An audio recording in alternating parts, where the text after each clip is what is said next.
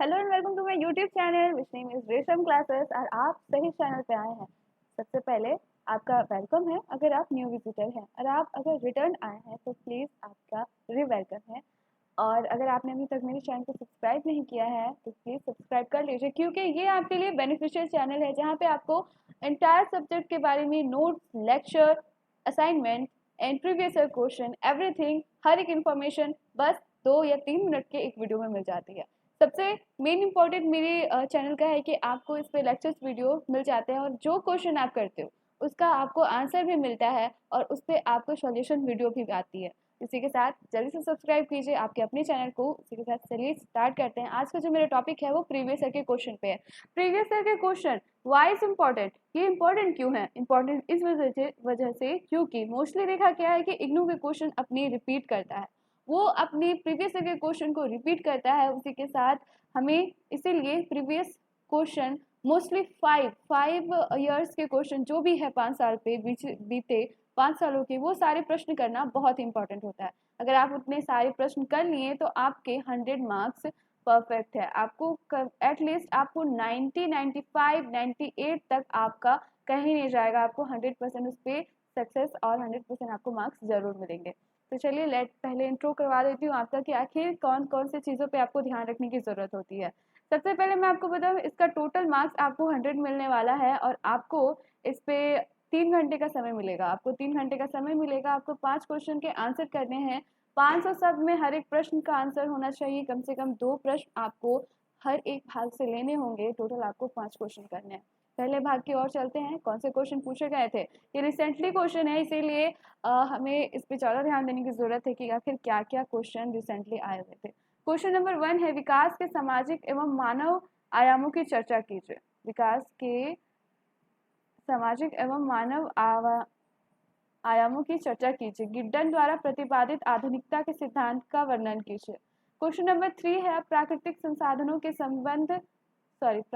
संसाधनों के प्रबंधन के संबंध में सहभागिता परक दृष्टिकोण की चर्चा कीजिए। क्वेश्चन नंबर 5 है, अल्प विकास के पराश्रितता सिद्धांत की मुख्य विशेषताओं पर चर्चा प्रकाश डालिए या फिर चर्चा कीजिए।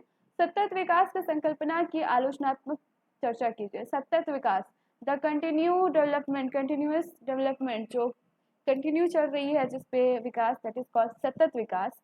और अगला भाग ख का 6ठा नंबर हमारा प्रश्न है, वैश्वीकरण के सांस्कृतिक आयामों की चर्चा कीजिए। वैश्वीकरण के सांस्कृतिक आयामों की चर्चा कीजिए। जी हाँ, मैंने वैश्वीकरण के बारे में एक नोट अपलोड किया हुआ है, आप जाके चेक कर सकते हैं, वहाँ पे आपको ये चीज़ मिल जाएगा। मोस्टली मैं एक बात कहती हूँ, बहुत सारे लोग कहते हैं कि आपके ये क्वेश्चन है, ये संस्कृति के बारे में पूछा जाता है। अगर आप एक टॉपिक को पूरी तरह से अगर आपने समझ लिया, इस टॉपिक के बारे में, सपोज यहाँ पे वैश्वीकरण के बारे में बताया जा रहा है, आपने अगर वैश्वीकरण के बारे में जान लिया, वैश्वीकरण के बारे में अगर आपने जान लिया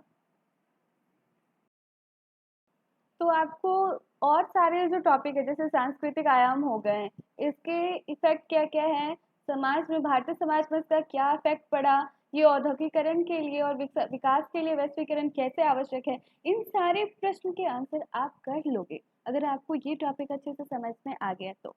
इसीलिए आप इस पे ना जाइए कि प्रश्न कितनी तरह से पूछे जाते हैं, आप इस पे जाइए कि क्या मैंने ये टॉपिक अच्छे से समझा।